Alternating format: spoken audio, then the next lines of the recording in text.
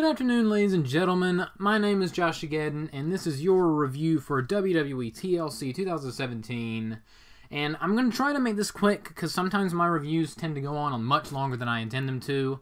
So I'm going to try to make this one a little bit faster. And I know I did not review No Mercy or Hell in a Cell. I kind of skipped those, but I'm back. And here we go. So TLC 2017. This was a two-match show, but it was a good show because of those two matches. Other than the two matches that were the main focus of the show, the main point of intrigue, it was kind of a tough watch because there wasn't really anything else that was that interesting. But there were some good matches, and there was some absolute garbage. So let's dig into this. First, we had Sasha Banks versus Alicia Fox on the pre-show. I did not watch the pre-show, so I have no idea. From what I hear, Sasha Banks won. Whoop-de-doo. And because I'm doing this more quickly, I'm not going to have pictures for every match. I'm just going to have the TLC thing, either the one with Kurt Angle or the one with Roman Reigns, whichever one I find. Just comment down below. And I'm glad you picked that one, just, you know. Alright, so the show started off with Asuka versus Emma in a singles match. Emma coming out to her awful, awful, awful theme music. I mean, I loved her babyface theme that was turned evil. That was such an awesome theme. I don't know why they changed it to the "It's all about me." And then just absolute, like, they could have farted into a mic and it would have been a million times better than what they actually have. So then we have Asuka coming out. And Asuka is just freaking awesome, okay? Like, if you haven't seen Asuka in NXT, she's, like, the best female wrestler in WWE that has been there in a long time. Now, this was a good match, although it should have been a squash match. Asuka won. She did a lot of stuff that looked really good. I loved her ankle lock. German suplex was great, but it was more of a 50-50 match. It should have been a 90-10 match. Asuka should have crushed her in 5 minutes, but instead the match went 9:20, so a little long, but thumbs up. One thumb up. After that was Cedric Alexander and Rich Swann versus Gentleman Jack Gallagher and the Brian Kendrick. Since he's a heel, they should stop calling him Gentleman Jack Gallagher, because you can't, if you're a bad guy, you can't be a gentleman. Unless you're very gentlemanly about being a douche. I don't know, it's really confusing. These guys didn't have all that long, but everything that they did was good, a lot of cool spots, and the crowd was actually into it, which was kind of surprising, because I figured that they'd do some cool stuff and no one would care, it would have no heat, but it actually, the crowd did care a little bit, and they popped. And there was one sequence where Rich Swann did his awesome spinning kick, and Jack responded with his awesome headbutt. That was awesome. So yeah, it was a good match, and Cedric Alexander, of course, pinned Gallagher with the lumbar check, back suplex, backbreaker with both knees. Oh, and there was also the spot where Brian Kendrick had Brian Kendrick, as I'm trying to collect my thoughts, had Rich Swann in the Captain's Hook. No, he had Cedric Alexander in the... I'm getting all of these people mixed up. Brian Kendrick, there we go, had Cedric Alexander in the Captain's Hook, and Rich Swann broke it up with a Phoenix Splash. That was an awesome spot. And Cedric pinned Brian Kendrick. I said he pinned Gallagher earlier, but my brain is going in 50 million directions at once. But so, the good guys win. Yay, yippity-doo, thumbs up. After this, we had my least favorite thing on the show, which actually was one of my least favorite things on the show. It just the whole thing was terrible. We had Elias coming out with the guitar that was interrupted by Jason Jordan with a shopping cart throwing groceries at him. This was so stupid on so many different levels, and no one cared. I mean, Elias is a heat magnet, but Jason Jordan is becoming a, like, dead crowd magnet. No one cares, and this is their plan to get him over. Throwing vegetables at a guy with a guitar. Cheer this man! Cheer this man! It was so stupid. Up next, we had our first championship match, Alexa Bliss versus Mickie James for the Raw Women's title. This match was much better than I thought it was going to be. So I did enjoy it. There was a hilarious spot where Mickie James smacked Alexa Bliss on the rear end, and Alexa Bliss had the best facial expressions for it. It was hilarious, and the story of the match was Alexa was focusing on Mickie James' arm. I'm kind of disappointed that there wasn't, because she was working on the arm that Mickie uses for the Mick DT. I wish there was a spot in the match where she tried to go for her finisher, but couldn't because her arm was messed up. But all that was forgiven because Alexa Bliss has perfected her snap DDT. That is a thing of beauty. So Alexa Bliss wins, Mickie James loses, and cuts the best babyface promo in a good while. She got a great, like, realistic, believable promo, and that's, of course, going to set up for more title matches in the future. Up next, we had Enzo Amore versus Kalisto for the Cruiserweight title. Why? Just, I hate Enzo Amore so much. And as noted on Twitter, like, his voice was a little hoarse. If Enzo Amore loses his voice, that's all he has. Because he sucks as a wrestler. And me personally, I think his promos suck. I think his mic ability has been greatly exaggerated. But if he loses that, he's got nothing. So please lose it. Please. Just get off my TV screen. They had a terrible match. Kalisto tried, but Enzo's just terrible. I will give Enzo credit. His diving DDT, the DDG, it looks really cool and has a cool name, although I do think Kalisto could have bumped better for it. Because it looks awesome when Enzo does it to someone who can do a top of the head spike into the mat, RVD like bump. But so at the end, Enzo Amore poked Kalisto in the eyes. The referee, I mean, not the referee, the commentators were freaking out because they were like, did he have a weapon? Or did he just poke him in the eyes? What did he do? What's happening here? Did he take his mask off? The commentary on this show was absolutely atrocious. I mean, Corey Graves was fine, but Michael Cole and Booker T were so bad. And I forgot to mention this during the women's match. During the women's match, when talking about Mickie James, Michael Cole said that Mickie James has nothing to prove. What a way to put over this championship match, that the challenger has nothing to prove. Then why is she out here? And then later you retracted on that statement by saying Mickie James is trying to prove, etc., etc., etc. You just said she has nothing to prove. Would you make up your mind? Michael Cole has been doing this for 20 years now, and he's still awful.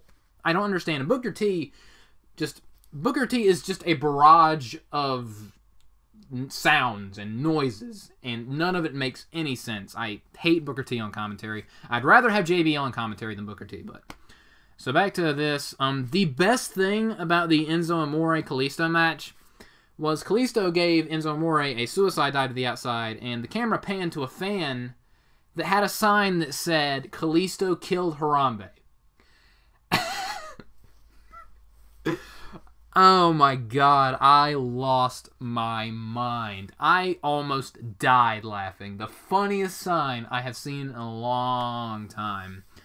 Just whoever made that sign and brought that sign in, just, I love you, man. Like, I wish I could give you a high five. That was an awesome sign.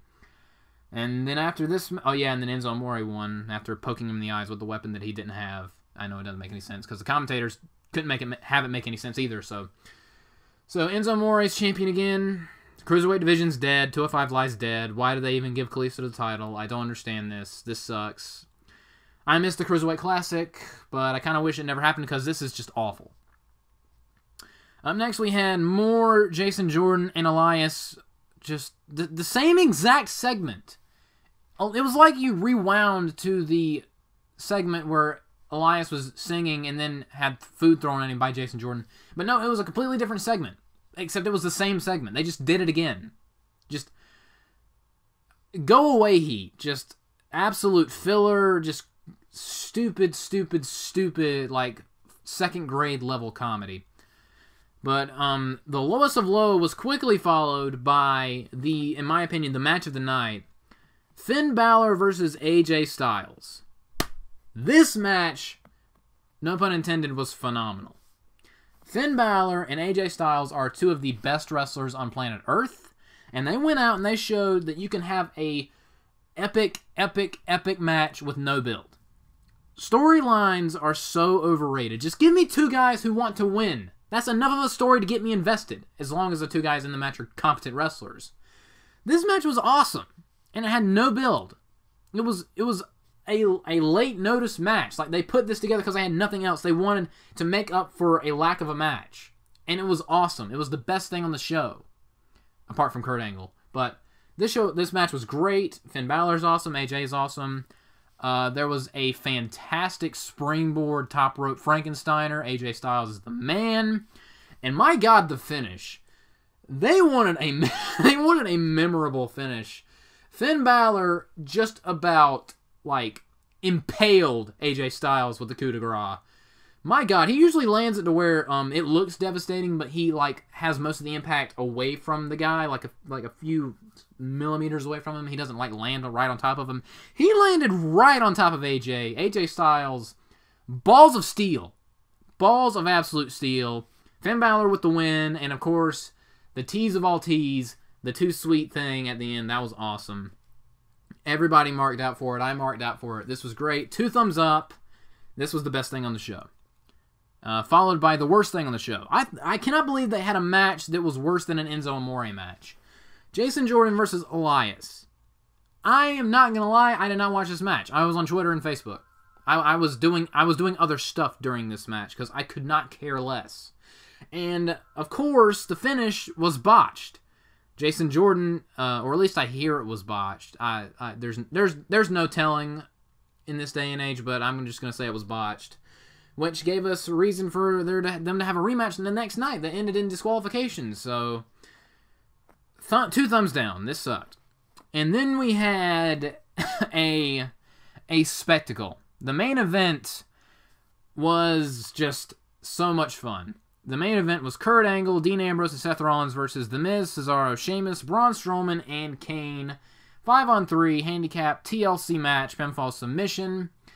This was so much fun. This was not the best match, technically, but it was so much fun.